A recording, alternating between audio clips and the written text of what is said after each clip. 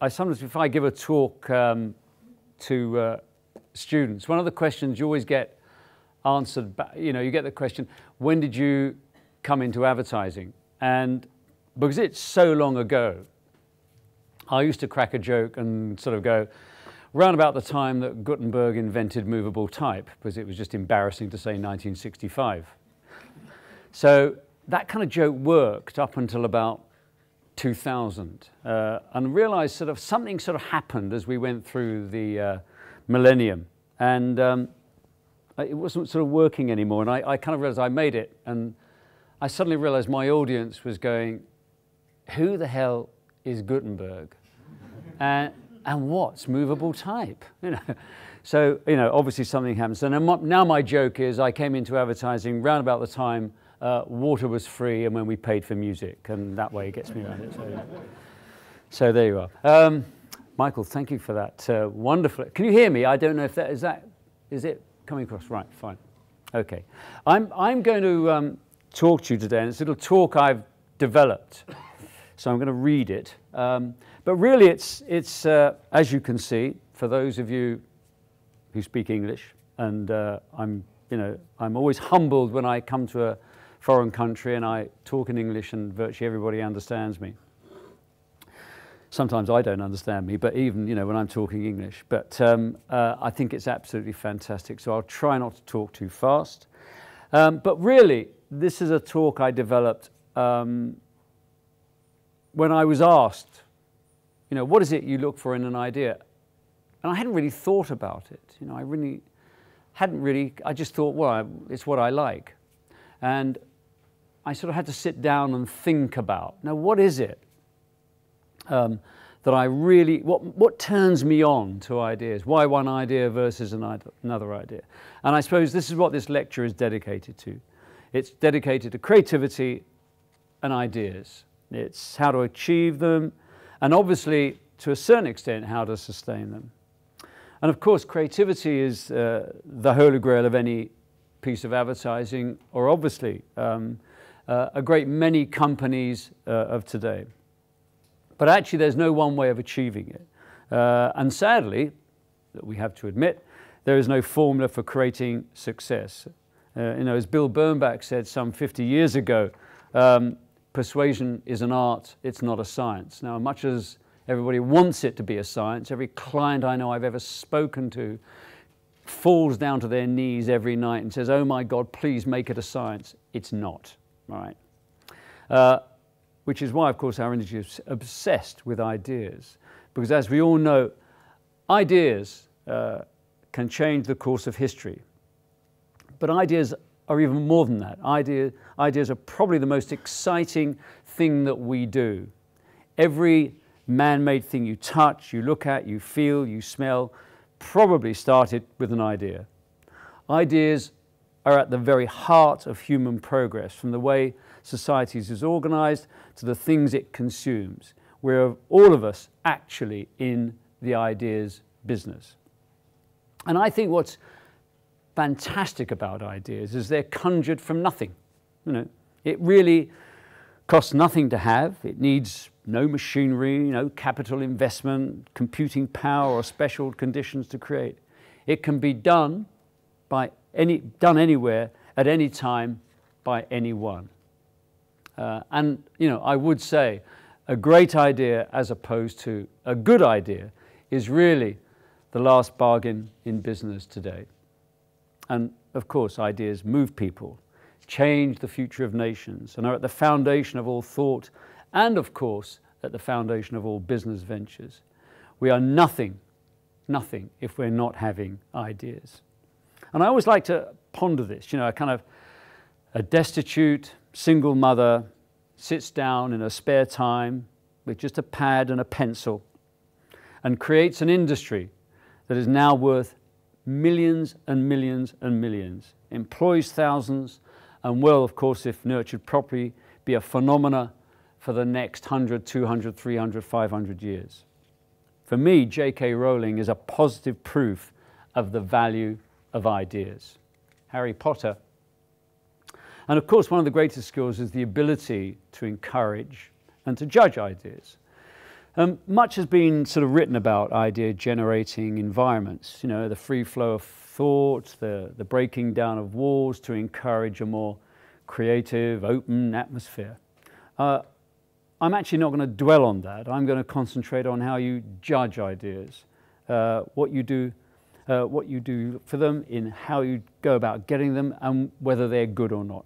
And hopefully in doing that, I'll give you a clue to the environment necessary to make all this happen. So the important thing is, what do I look for in an idea when it's presented to me? What is it that excites me, inspires me in an idea when I see it for the first time? Having pondered this issue over my career, I've arrived at my answer. Now, it doesn't mean to say my answer is going to be your answer, but this is my answer of a reason why I think some ideas resonate and others don't. And it actually comes down to one word. And of course, there are a multitude of reasons why ideas work.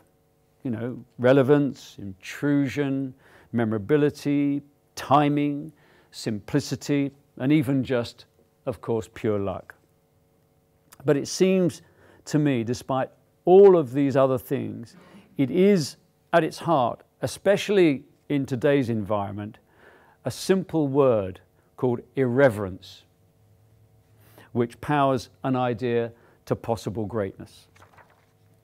Now, to explain why I feel irreverence is so powerful, I'm going to actually step out of the world of marketing and advertising and look at communication in a much broader context. I'm going to examine the theory from a wider perspective to hopefully prove my point. And I'm going to look back at art and the role of early communications to try and understand why irreverence seems to be at the heart of the answer, especially for me. And the first thing to do is to define what I mean by the word. And I think this is what the dictionary does. It says lack of due respect or veneration, a disrespectful, blasphemous, cheeky, contemptuous, derisive, flip, impertinent, mocky, saucy, tongue-in-cheek. But why do I believe irreverence to be so important? For centuries, the main function of European art that drove Western civilization was in fact to revere, which is the opposite, obviously, of irreverence. It was commissioned by its many benefactors, rich patrons, nation states, the church, as basic propaganda, designed to enhance status, encourage worship, and instill loyalty and respect. And in the Christian world, I think probably classical Roman and Greek art is a slightly different story. Artists in our Christian world were seen as transmitters rather than inventors of traditional subject matter. So the visual arts in all their forms were a fundamental means of communication between a ruler and his subjects, and between the church and believers. And the impact and importance of paintings and sculpture was widely acknowledged. And the line between the power of what was represented and the power of the real thing were often blurred. Certainly in our British Protestant culture, it's often hard to recapture the effect these works had on viewers. And what we now call and understand as sympathetic magic was a well-accepted part of Roman Catholic Christian belief, and still is actually in many parts of Eastern Europe and Latin America. Miracle-working images of the Virgin Mary and the saints were worshipped, and obviously cash poured into churches as donations, because these images of reverence, of looking up at something, had real power. They made the blind see again, they cured the incurable, healed the insane. Paintings of the crucifixion were constantly being created by the great artists. They knew their patrons would welcome these images, who in turn knew that when exhibited, they would encourage worship and adulation from the populace. Art, in a way, was too important, too powerful to be left to the artist alone. they answered to their patrons, or else they just didn't work. There was, of course, however, room for wit and a little bit of irreverence and bitter commentary, but sadly only in the margins and edges of his work, or the artist's work. I mean, Catholic artists, in a way, had a very similar problem to designers and people in advertising today. They had to sell the same product, in this case a belief in God and some pretty odd, strange ideas about virginity, chastity and the infallibility of the Pope, rather than banks or soap powder. And they had to do this over and over again in a way which would still excite and interest viewers who had seen it all before. So their job was to kind of constantly, create interest in it, just the way we have to, It's the same bar of soap, but how can I generate a bit more interest in it? Well, they had to do the same thing. And if you look at some of these images, they're just sort of images from that period of time. And the last one, that one there. And the church understood the concept of a campaign, the need to continually refresh a familiar theme. They were, in fact, I would argue, masterful brand managers. I think the next one is Christ rising to heaven. All right. And if you've grown up with images of the crucifixion or the lives of the saints all around you, the idea is, how does an artist make you look at that subject in a fresh, new way? So, you can then look at Michelangelo's Sistine Chapel ceiling, and it provided a powerful message of papal authority. But more importantly, his innovative and daring style ensured that the message was heard and talked about, regenerating, of course, passion and commitment in the concept of the origin of man, and of course, all of this brought to you by the church. So we should have the Sistine Chapel up there. Sorry, it's a rather bad image of it, but I'm sure you all know it. I mean, my view, I genuinely believe Michelangelo was probably the first great art director. Original, passionate, committed, always fighting the client over budget, and of course he was late. But who remembers that? Now, when pursuing his own personal review of heaven and hell, he did come close to irreverence, especially in the Last Judgment, which you have there. Later popes and cardinals were so concerned about the amount of nudity included, they hired another artist called Daniel da Volterra to paint drapery over breasts and genitals. And it does look like God is wearing a pink negligee. And I'm not sure Michelangelo in his original vision really saw God wearing underwear. But you see, even that artist had people interfering with his work. So as an art director, when somebody wants to interfere with your work, see, Michelangelo had the same problem. So an early bit of irreverence was purged by the papal authorities, a bit like today's censors, wouldn't you say? The artist Caravaggio used a different type of shocking image to break with decorum, or what you might call the accepted way of portraying a subject. He showed celebrated Christian figures as members of the lower classes. In his portrayal of Christ in the Supper at Emmaus, Caravaggio showed him a smooth-skinned young man to be admired for his physical beauty rather than his holiness. Now, shocking as that was at the time, we now view the painting as a great work of art. Yesterday's irreverence becomes today's respectability. And this is a bit like Mick Jagger being knighted by the Queen. He's now Sir Mick. It's like John Hegarty being... Anyway, so we won't go into that. So you can go to a blank there, Ben, so thanks. So although reverence was the order of the day, and despite the way in which art was commissioned, one can look back and see the stirrings of a little bit of irreverence and the eventual impact it would have. Sadly, though, for the artists of that period, it usually meant they died in penury. However, things gradually improved. As economic wealth grew, the nature of art changed. Artists relied less on wealthy sponsors and more on the opportunity to show their own work and exhibit straight to the public.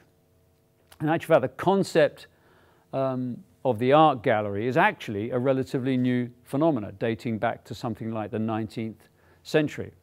And of course, when the art gallery occurred, it allowed the artists to free themselves of a patron and present their own personal view, thus liberating them from the constrictions of a traditional commission and an overbearing benefactor. In fact, for us, the famous British artist Turner was the first painter of any renown in the UK to sell direct to the public, setting up exhibitions of his work and inviting people to purchase. Now, it seems obvious today, but it only recently happened. Hand in hand with this, the relative independence came the questioning of major institutions, the church, the state, and monarchy. Go on there.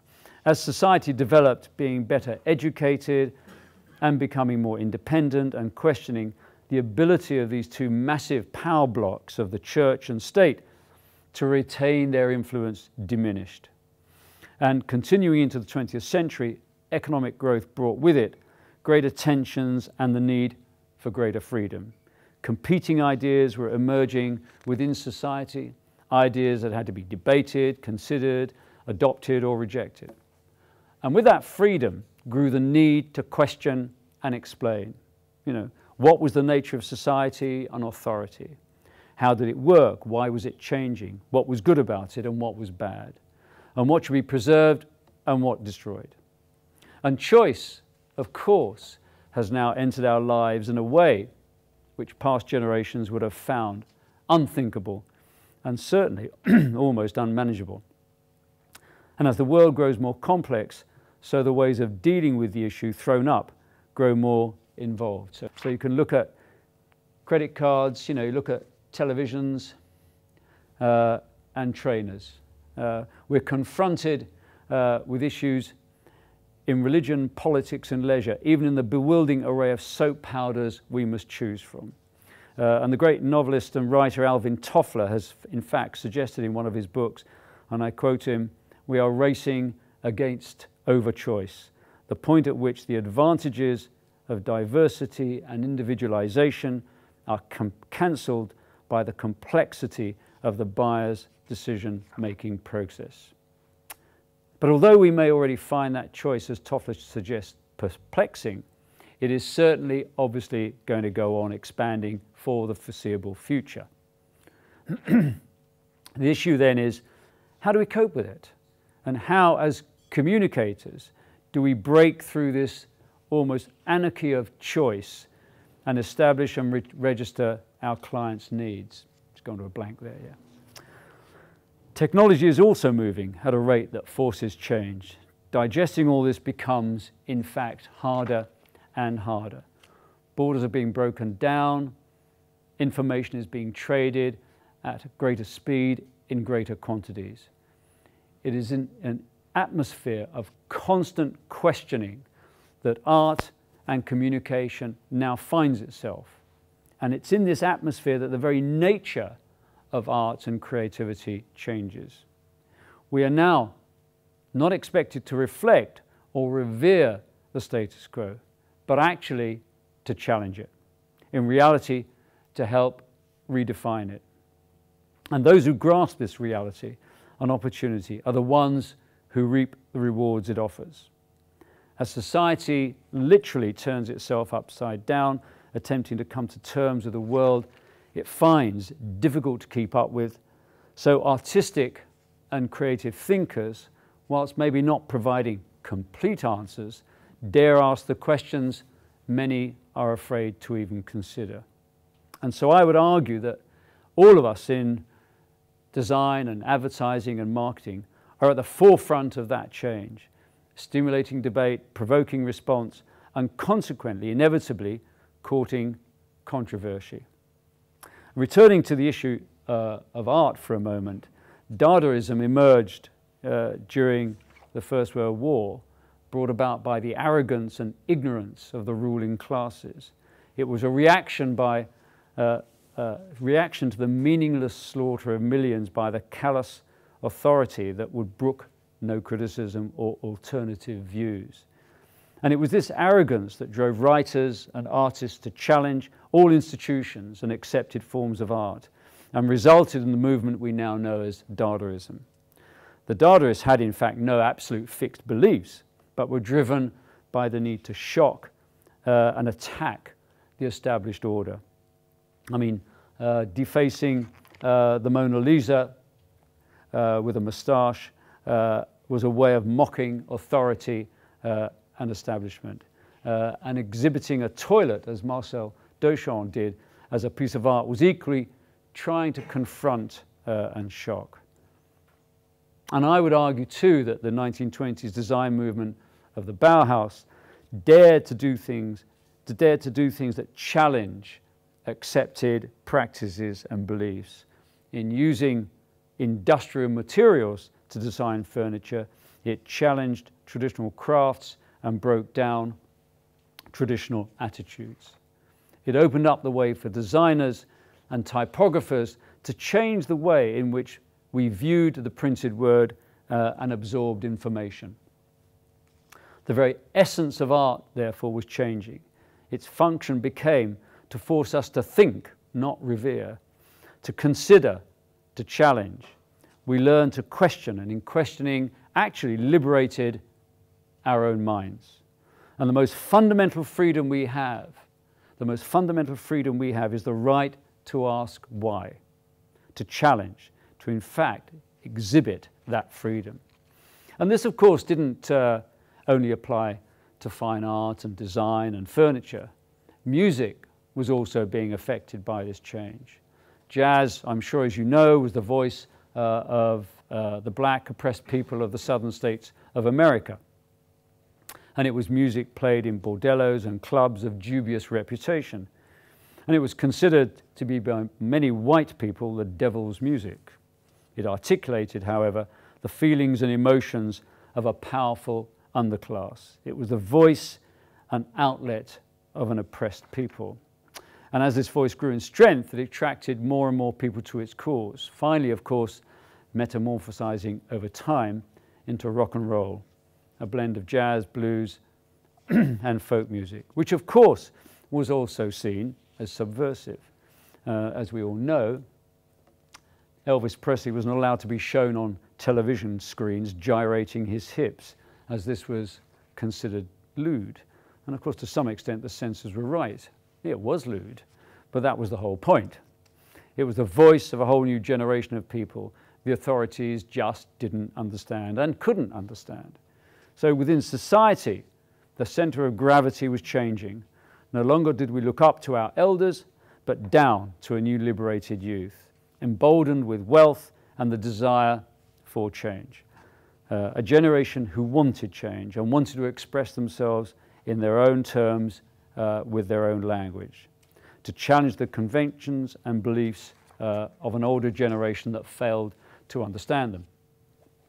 And of course, irreverence played an important part in the expression of their desires. But importantly, what irreverence permitted was the opening up of subjects, attitudes, and ideas that enhanced and actually energized the art forms that embraced it. Music became much more exciting and involving, as do all mediums that irreverence touches.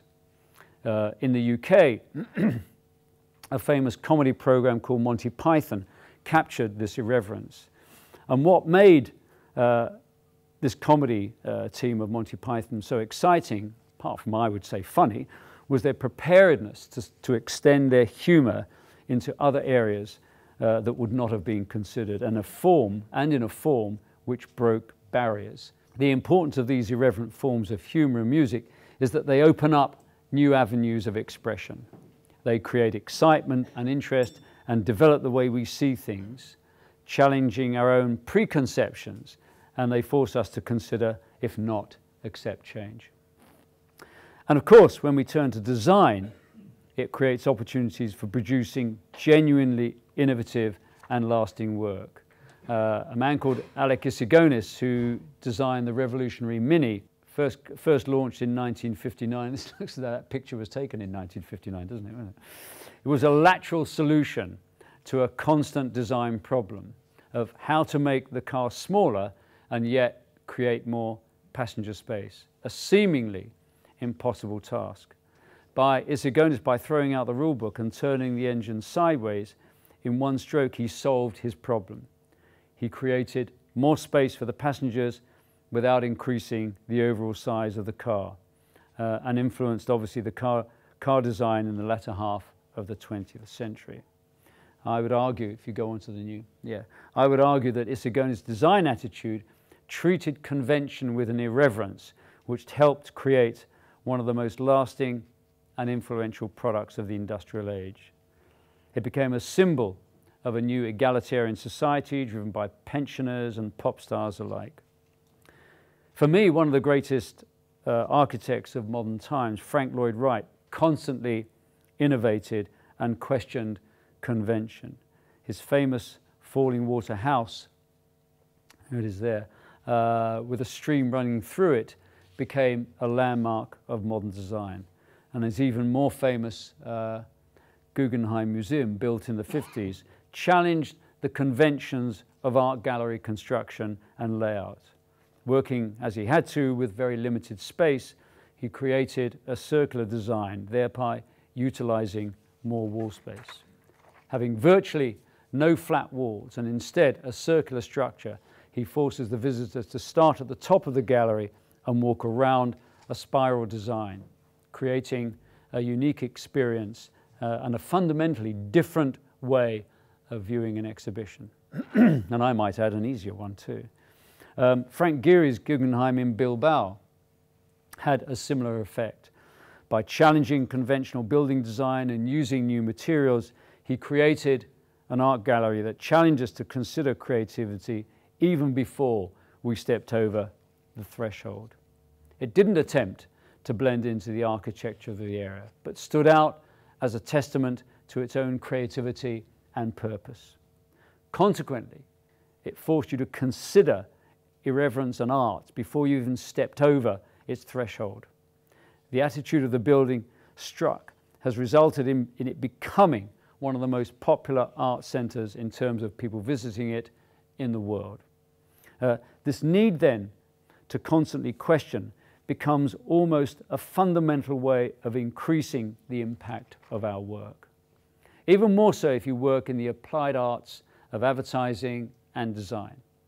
And unlike the Renaissance artists who were constantly trying to stimulate interest in the established religion or state, reaffirming its position and power, today's practitioners of design and advertising are constantly trying to get people to make a choice between one product and another, between one design and another. And not only are we trying to get people to choose, we're also trying to get them to accept new concepts. So Isagonis, with his Mini in 1959, was trying to sell the idea and the advantage of a small car. In 1970, Kramasachi, a small little advertising consultancy, created this image to get men to be more responsible about contraception. It says, "Would you be more careful if it was you that got pregnant?" It is, as a piece of communication, a lasting testament to the power of irreverence. The pregnant man, as it became known, was a symbol of changing sexual attitudes in Great Britain during the 70s and helped launch a little agency you might have heard of called Saatchi & Saatchi. But of course, the danger in adopting irreverence for its own sake is that you can become irrelevant. Now, I've tried to show that its function is to help question, and in questioning offer a possible solution. If it becomes purely anarchic, it eventually turns in on itself and destroys its own purpose. And we could argue that this is what happened to punk in the 1970s. In the end, it only opposed. It didn't also propose. Although it jolted conventional thinking, it didn't in turn put anything in its place. It in fact created space but failed to fill it. So elements of it obviously remain, but as a philosophy, it only offered destruction, and history has taught us that if you're going to knock something down, you have to put something in its place. There is, of course, I would argue, a fascination in punk as a movement, but I would argue only really as a fashion statement. Unlike, I would argue, pop art, which had something of a constructive influence to offer. Its influence has remained with us since its inception in the 50s. And this lasting image of, you know, we've all seen Warhol's soup can, makes us consider popular culture as art, as did Dadaism before it. And his portraits of famous figures draws on the religious icons of the Greek and Russian church. But unlike Dadaism, pop art, in a way I would argue, offered us an explanation and a way forward.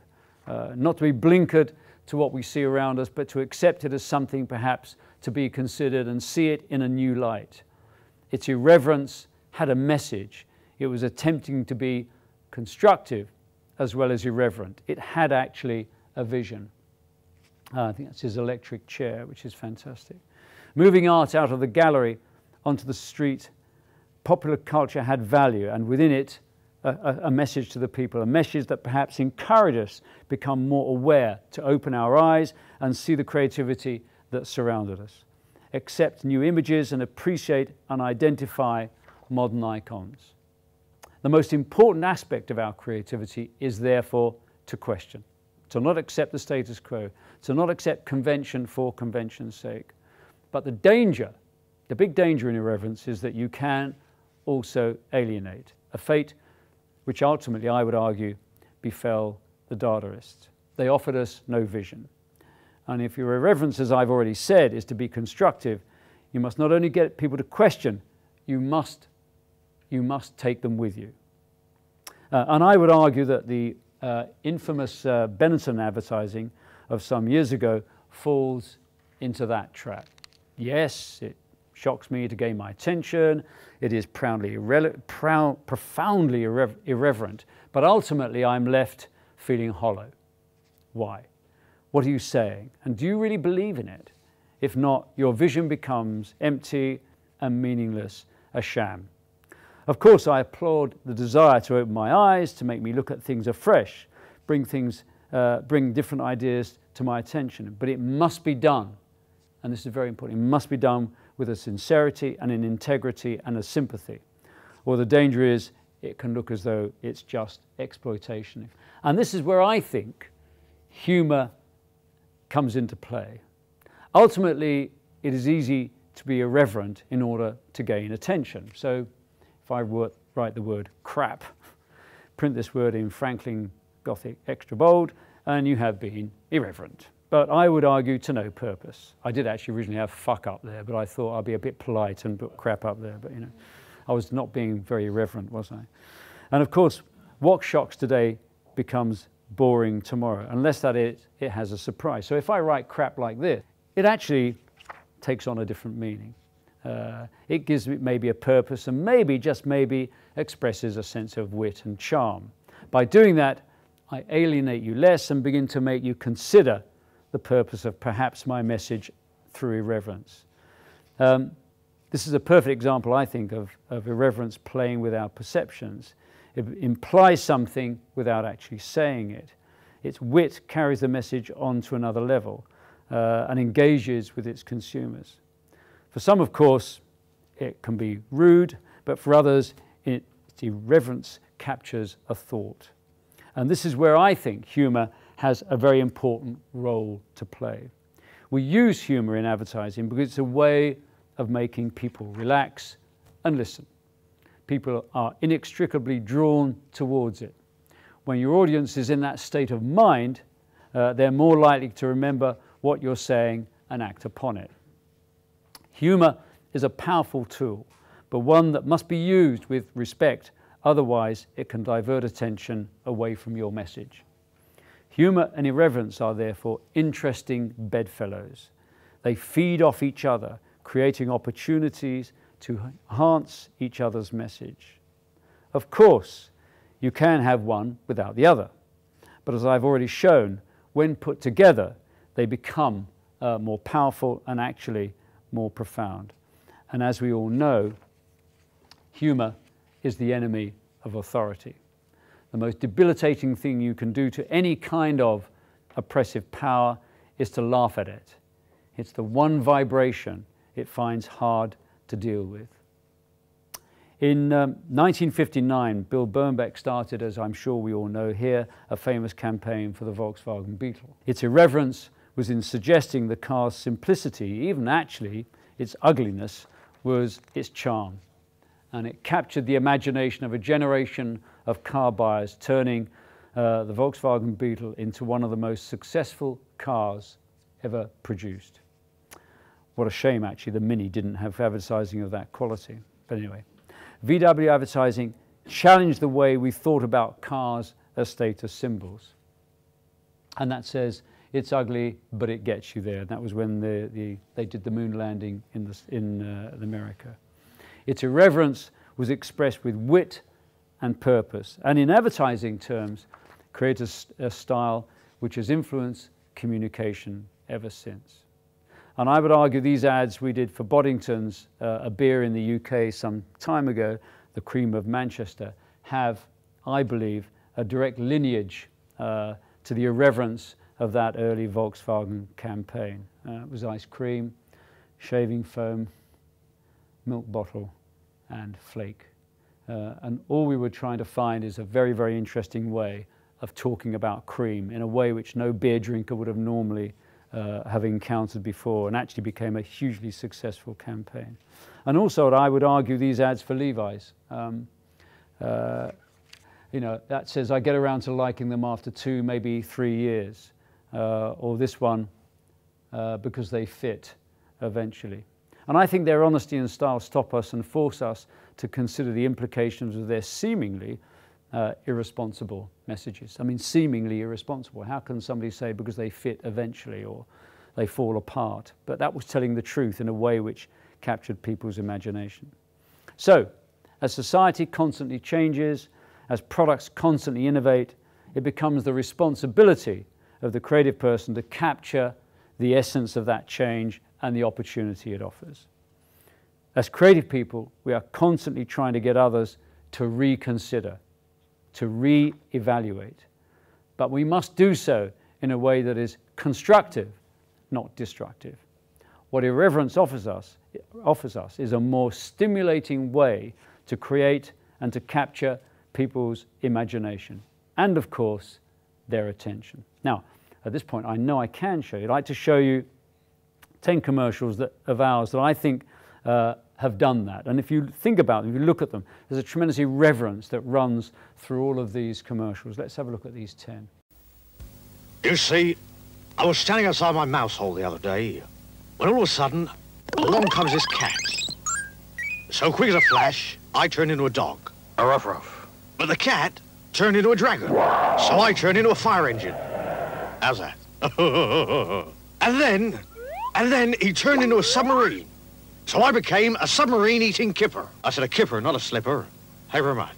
But he turned into an anti-kipper ballistic missile. So I turned into a missile cruncher. Crunch, crunch, crunch, crunch, crunch. Just in time to see him change into a very, very big elephant. So do you know what I did then? I turned back into a mouse, and I gave him the fright of his life. Just like that.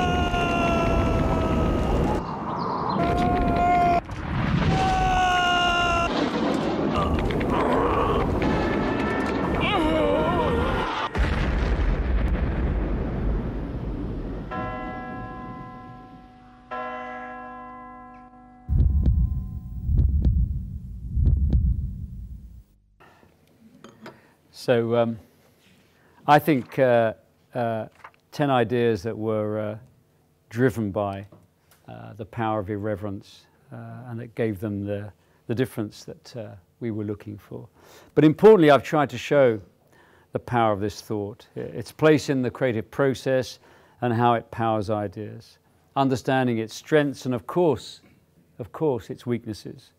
But an added value of irreverence is what it offers organizations something special.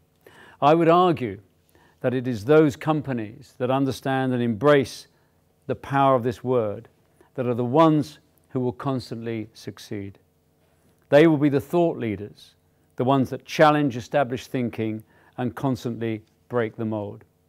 It is those companies that will stay on top and constantly provide the impetus for growth. So irreverence is more than a tool for communications. I believe it also is an essential ingredient for corporate success. Thank you very much. The simple answer is with great difficulty. Right, next question? No. Well, I said actually to the class this afternoon actually that I think one of the things that we're not embracing is the art of salesmanship. And I work with a number of particularly great account people. Nigel Bogle is one of them. And Nigel would always say, you start selling the ad before the client ever sees it. And so the first thing is you must know more about that client's business than the client. If you do that, they'll start to trust you. It's a big ask, that, but you've got to know more about it. And a question I asked today, and I'll ask this of, you go to your account people tomorrow, those who are on the creative side, and say, you work on a number of pieces of business, probably publicly quoted companies. What's the share price? If they can't give you the share price, say, get out of my office, go and get the share price of that company, know more about that company than the client does. First thing. So you've got to know more than the client. They then begin to trust you. So that's the first thing. You start selling the idea way before you actually show them the idea. We don't just walk in with something like that. We prepare the ground. It's a simple thing, the art of salesmanship.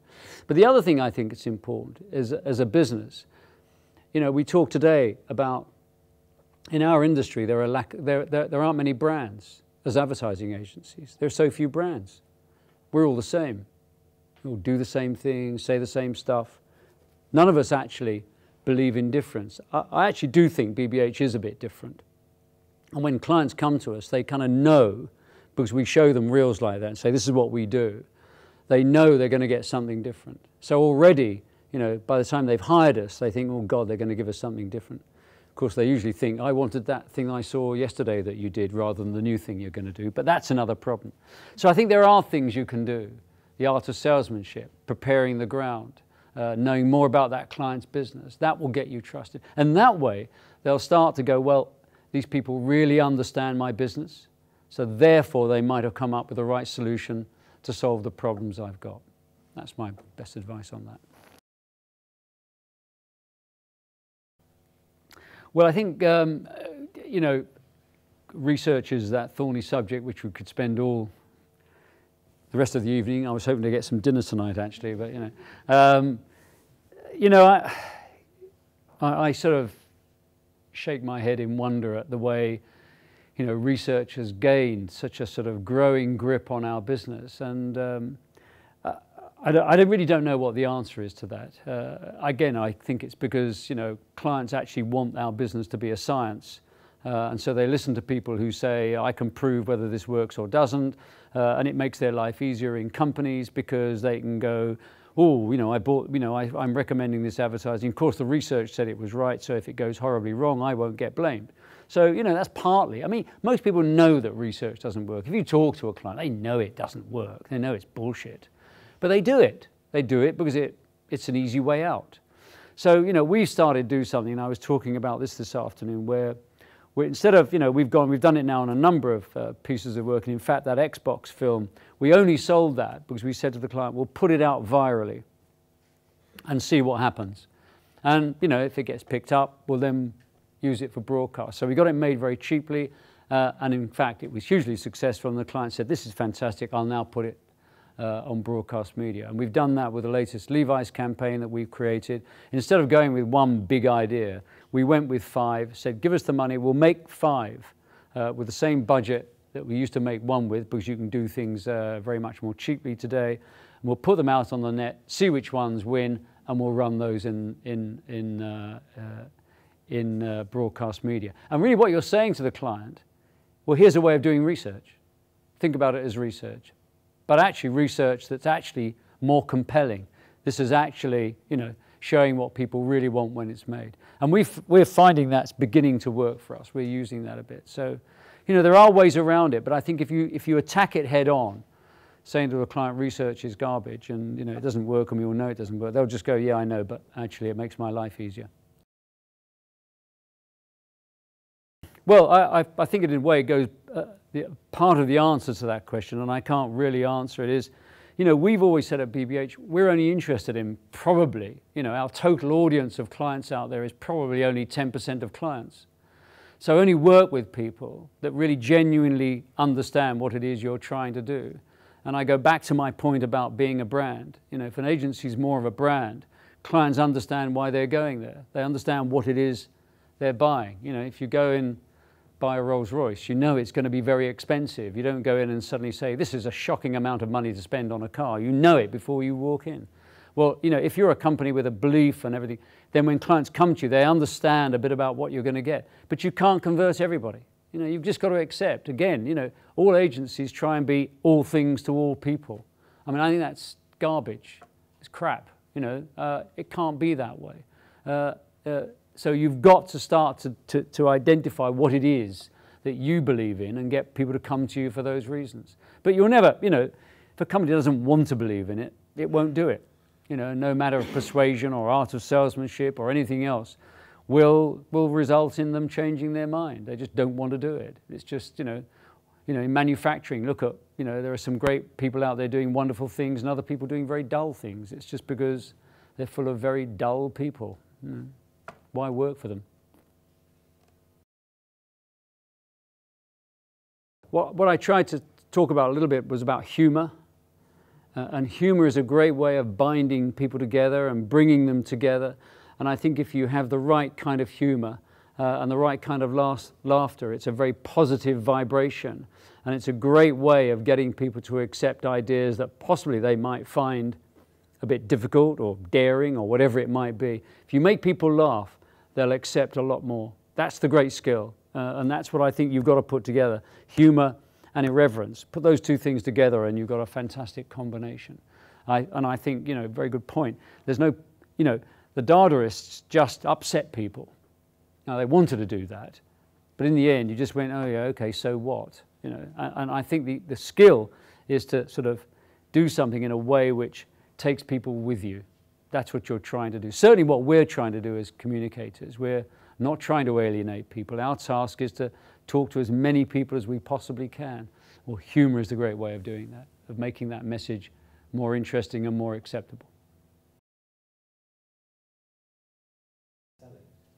Well, I think, you know, we live in a competitive world, but it doesn't matter what you do today. You're making jeans, credit cards, making cars, making wine, you know, there is more and more choice out there. I think that we've got brilliant skills in the power of reducing a message to getting it down to its simplest and communicating in a way which captures people's imagination.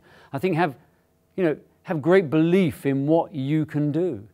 I think our skills are phenomenal, and I think that they're going to be needed tomorrow more than ever as the world becomes more complex. Our ability to distill, to take a complex thought and take it down to a simple idea that sticks in somebody's mind is hugely powerful. And I think we have an absolute advantage. We're trained in that. Other people aren't. They don't understand how you reduce, how you take something down.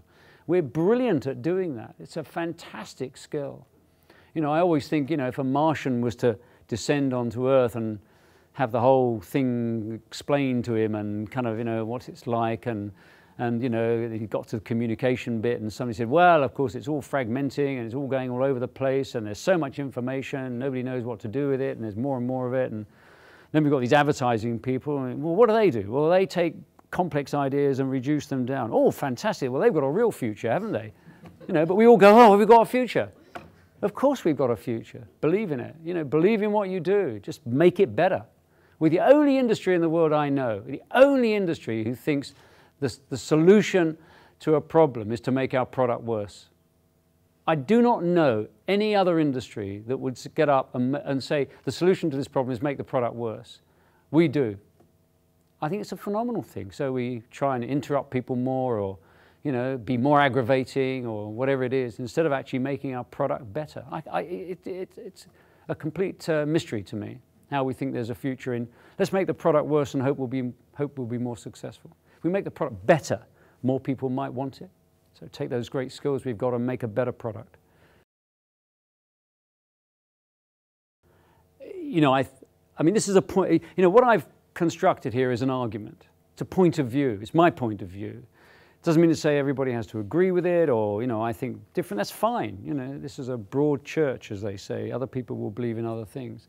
But I've seen, and you know, when I look at the work I love, look at the work that motivated me, look at the work that drove me and got me into this industry, it all had irreverence at its heart when I look back at it. But I think, you know, it's in a kind of way a constant question that's come through. One, obviously, it's easier if you're talking to a young market. But, you know, we always make the mistake, you know, we were saying today, you know, when we started doing those Levi's ads, that was, you know, 1985. Well, you know, my maths is terrible, but that's 23 years ago. So those people are now 43, 45. You know, we tend to think just because you've got to 40, you suddenly want to go out and buy a pipe and become some boring old fart. You don't. You know, people want to stay youthful. Irreverence is a very powerful force. So I would say increasingly, the generations that grew up from, you know, the 40s, 50s, and 60s are a very irreverent generation. So I think you were talking to a group of people that really actually engage with it, if you do it with kind of integrity and wit and charm and style. And you're quite right, you've observed something. We're a very old-fashioned advertising agency. All our ads are just product demonstrations. All you saw there, I could look at it another way, they were just product demonstrations. We just take the product and we demonstrate it. But we do it, hopefully, in a very exciting, intriguing, emotional way. But, you know, you've got to make sure that irreverence is packaged correctly. Otherwise it will, as I've said, with punk, it'll backfire on you.